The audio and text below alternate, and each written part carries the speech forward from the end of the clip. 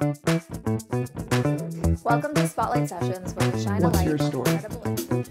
What does accessibility mean to you? What's your mission?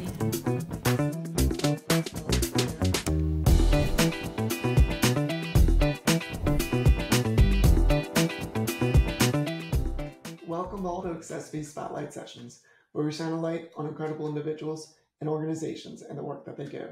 I'm your host, Josh Basil. I'm a C4-5 quadriplegic, paralyzed below my shoulders, and a power wheelchair user. I'm the Community Relations Manager at accessiBe and a passionate disability rights advocate and trial attorney focused on breaking down barriers to access and inclusion for people with disabilities. Today on accessiBe Spotlight Sessions, we're joined by Justin Moore, the CEO of the American Physical Therapy Association. Welcome, Justin. Well, thanks, Josh. It's a pleasure to be here. I'm excited to have you on and dive deeper into your awesomeness and the awesomeness of the association. So let's just do that. Tell us a little bit more about yourself.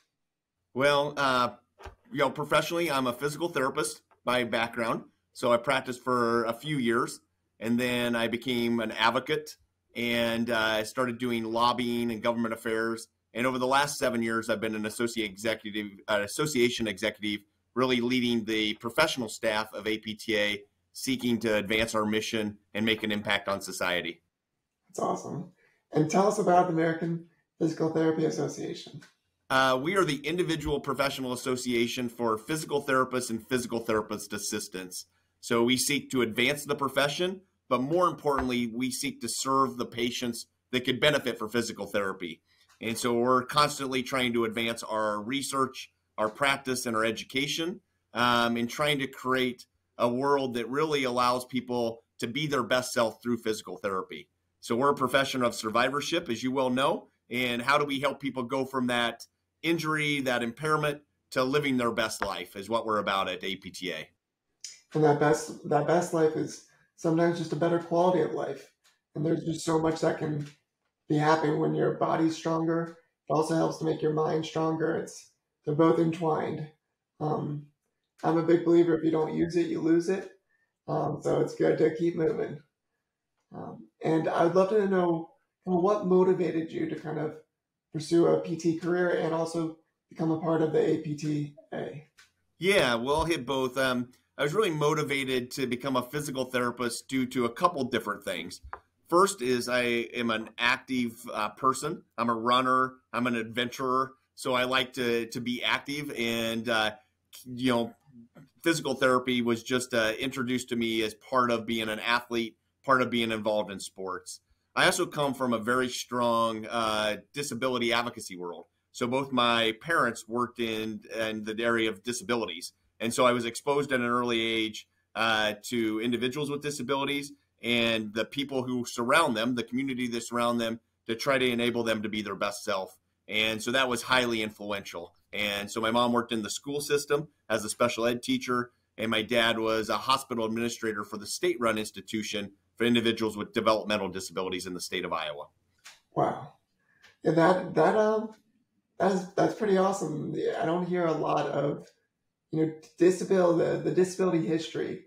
It goes back, but when it comes to the people that have been involved and can speak disability, it's very cool to have that as your background and have parents that like how to focus on that. That's a beautiful thing right there. And I know that probably shaped you in a beautiful way, and that's probably why you kept on moving forward and now are CEO of an incredible association. So that's wonderful. And with the direction that APTA is moving in, what are you doing to build a community that advances the profession of physical therapy to improve the health of society? Yeah, it's a great question, Josh. That was a revision of APTA's mission back in 2018. So we're hitting sort of the 5-year anniversary of this new mission. And that new mission really went and built on what had been our mission for years, which was about advancing the profession, which was very inwardly focused, to bookmarking that with building a community. How do we bring people together to do that and create this community of people who want to help people live better lives? And then how do we impact the health of society? So how do we look beyond ourselves, and how do we create more inclusive communities, more engaged communities, and more healthy communities? And so that's what we're doing. And we're constantly looking at ways to partner, ways to engage, ways to connect people to live that mission, building communities. So if we had a group of PTs who are interested in pro bono clinics, how do we bring them together and create a community so that they learn from each other to do that better? Small business leaders, how do they come together? Disability advocates, how do they come together? Sports physical therapists, how do they come together? So that's how we build community, is through that connection and that convening. And then, advancing the profession is sort of our core business, setting standards, contributing to research that's going to continue to evolve how we treat patients and how we intervene to help them get more potential out of their bodies is something we're always invested in. I love that. Building communities makes such a difference. It's so much of life is about power in numbers. Like, our voices can only be so loud, but together, with numerous voices, our voices become, to a degree where more and more people can hear us. And I know for me, wheeling down the streets of Washington, D.C., near where you are as well, when I'm wheeling down the street, I get to turn a few heads.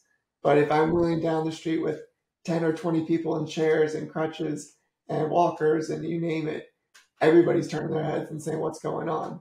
So together we are stronger power in numbers. And from a community standpoint, or from a numbers standpoint, how many physical therapists are there in the U.S.? Yes, we now have almost 250,000 physical therapists in the nation. Wow. So we're the 5th largest health provider. So nurses are the top with 4 million. And so there's, nurses, and then it goes physicians, and then social workers, pharmacists, and then physical therapists. So we're one of the leading healthcare providers in the country, and we really have the ability to make an impact because we have those numbers. And you are very eloquently describing the power of numbers. And when we bring that community of physical therapists together as the 5th largest healthcare provider in the country, we can have an advocacy voice. We can make a difference of driving policies forward. They're not only going to improve the profession, but hopefully make a difference in the communities and individuals that we're ultimately here to serve. That's awesome. And it's with those power in numbers and all the communities, there's so many communities that, if you're in a city, it's easy to get access to resources. But if you're in a rural community, it's that much harder, or an underserved community. So being able to get the troops together, to get people with like minds, like missions, it's just, you can really reshape the country, which I love what you are doing as an organization. Yeah, it's, the power in numbers is strong if you can keep those numbers unified and together in purpose. And it also, our biggest challenge in an association is we're a very diverse profession. So how do we not fragment and become, a lot of static versus a lot of signal?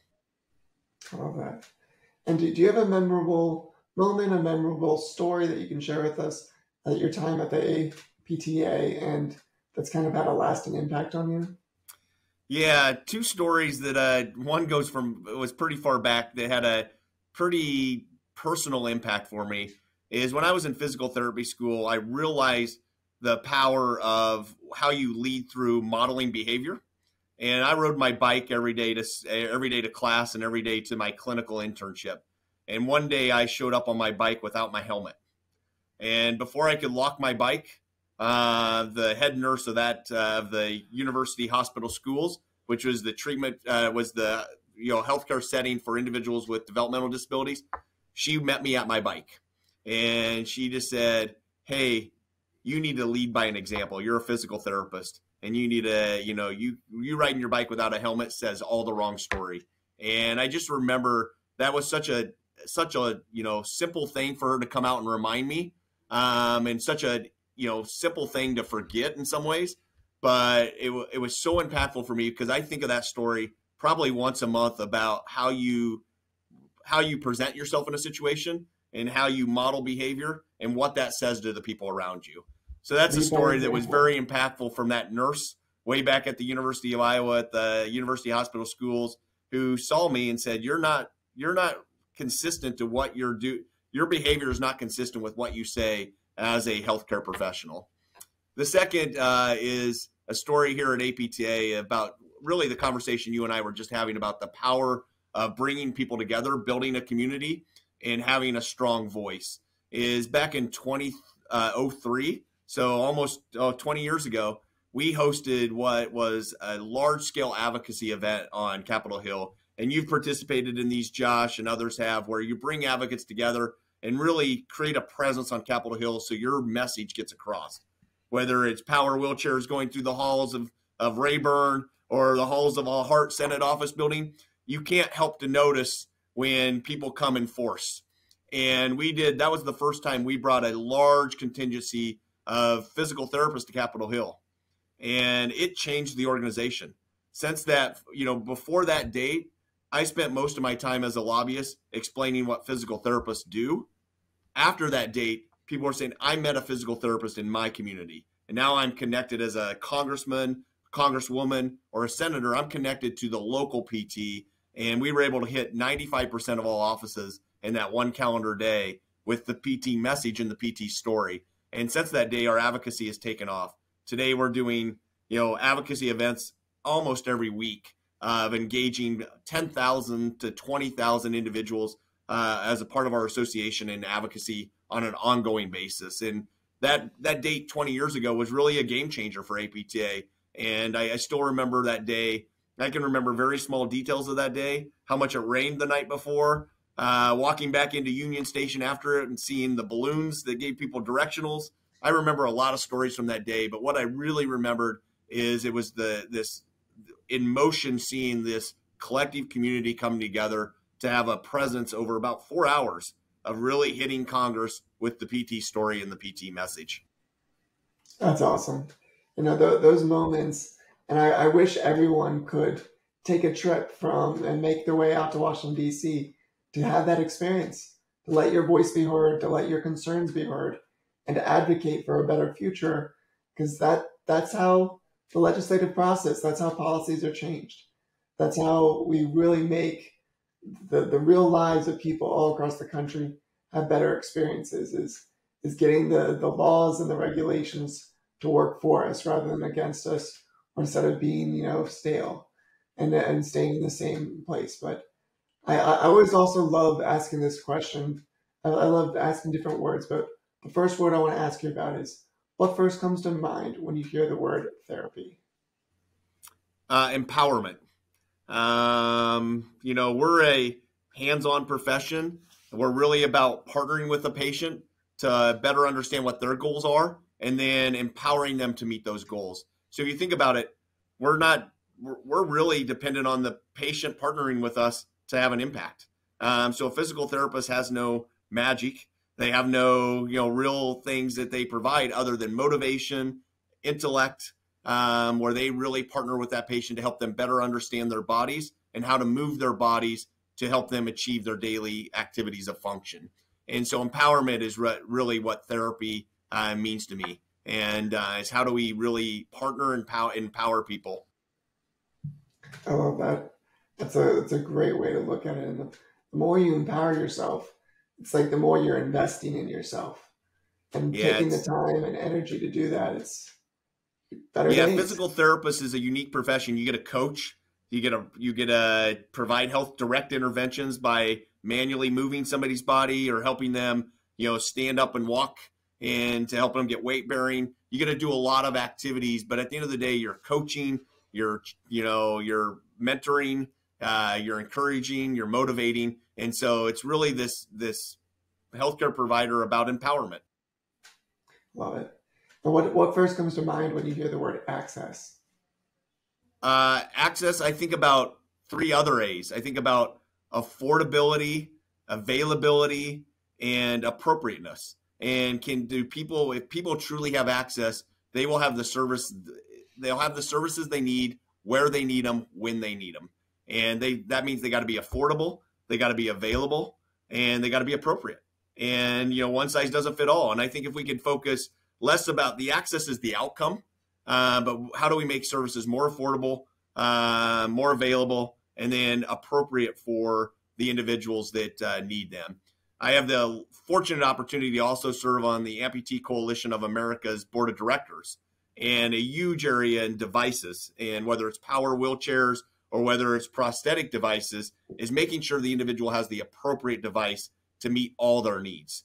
And so for an individual who's experienced limb loss, one prosthesis might not be the answer. They might need a prosthesis for their professional job, and then they might need one to go out and run on the weekends or to go out and hike. And so they might need an activity prosthesis.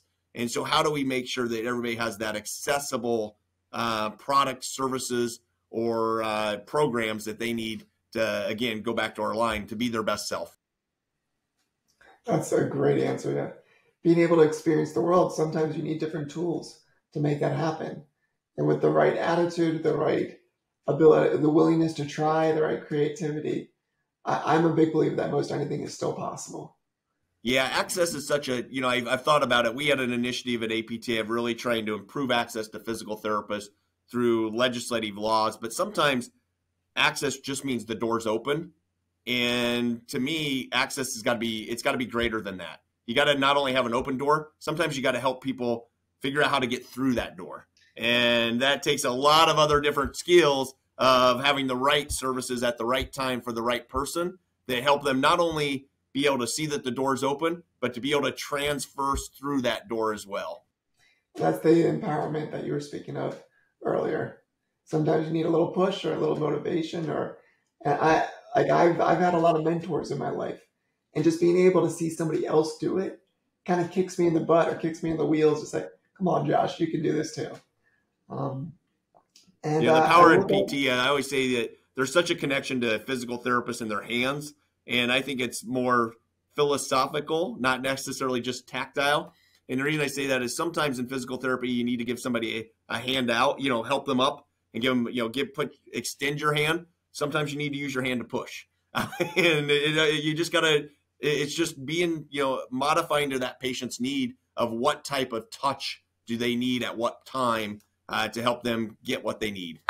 So true. And what's one thing about people with disabilities that you wish the world knew more about? The power of their voice and their story. I get the great opportunity and fortune to get to experience the DC world. We both live here in DC, and I can see the difference that individuals make. So there's been great disability advocates that are one individual who's really done, Justin Dart, people like that who've really made a huge difference in the world. Or Tom Harkin in writing the ADA, or Bobby Silverstein, who recently just passed away. And just those individuals, you get to see individuals.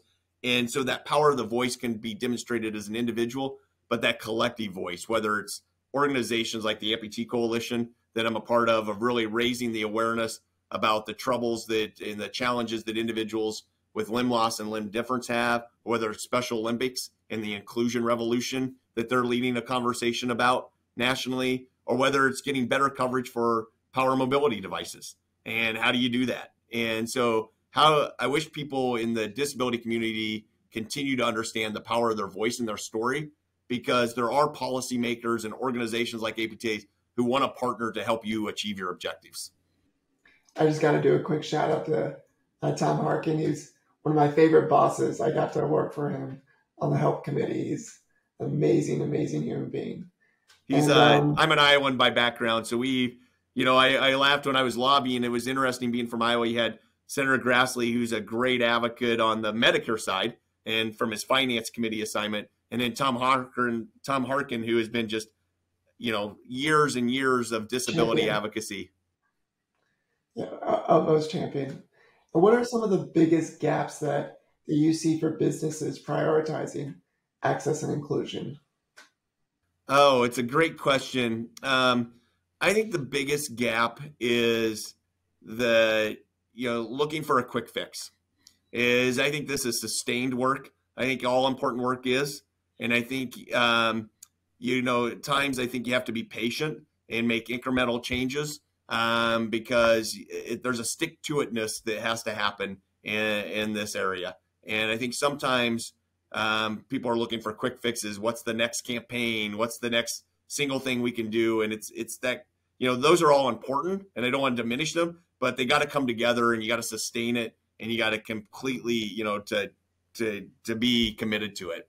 And so that's probably what I think is the biggest gap, is that sustainability, the ability to just, long obedience in the same direction. That's a perfect answer, because it can't be just a checkbox.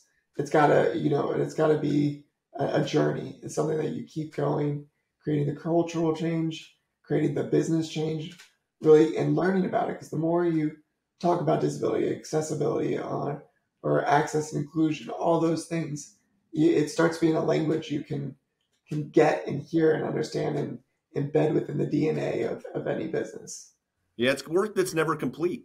I mean, it's it's like peace, inclusion, peace. We got to keep at it, and we got to, it's not going to be an easy job. It's going to be a very hard job, but sticking to it and constantly taking a path of learning.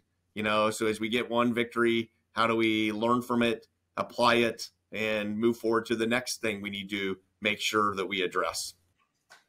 And what do you, for the brands of the world that are out there, out in front of media and the newspapers, what do you think the brands and the big businesses of the world could do more around access and inclusion? I think that right now there's a lot of focus on inclusion, diversity, equity, and inclusion, and a lot of people are trying to align their brands and their business to that message and to that. And my biggest hope is that it doesn't become a campaign and it doesn't become something of a PR initiative, that it's really sustained work. And how do we make sure that we align, that it becomes really who we are, not what we do. And if we can figure out how to bridge that gap of making it who we are, not what we do, I think then it won't be part of our brand. It'll just be who we are. And that's something that I think is important. And, I think there's companies that are really doing it well right now. There's been PricewaterhouseCoopers, their CEO leads a CEO action initiative right now in the diversity, equity, and inclusion space. I think you've seen companies through their advertising, through some of their hiring practices, really look at being more aligned to what is an inclusive, belonging message. And I actually love the word belonging, and how do we make people feel like they belong? And so I think that's what I would love APTA's brand to really embrace, is how do we become, not only do we build a community, but how do we get people to belong to the community? Justin, thank you so much for your words, your leadership, and everything you do day in, day out. And you've been an incredible guest on accessiBe's Spotlight Session. So thank you so much. I appreciate it. It's been my honor. And to all of our guests, thank you for staying to the end of accessiBe's Spotlight Sessions. And make sure you hit that subscribe button and follow us at accessiBe_community. And until next time, thank you everyone for being on this journey with us. Take care, everyone.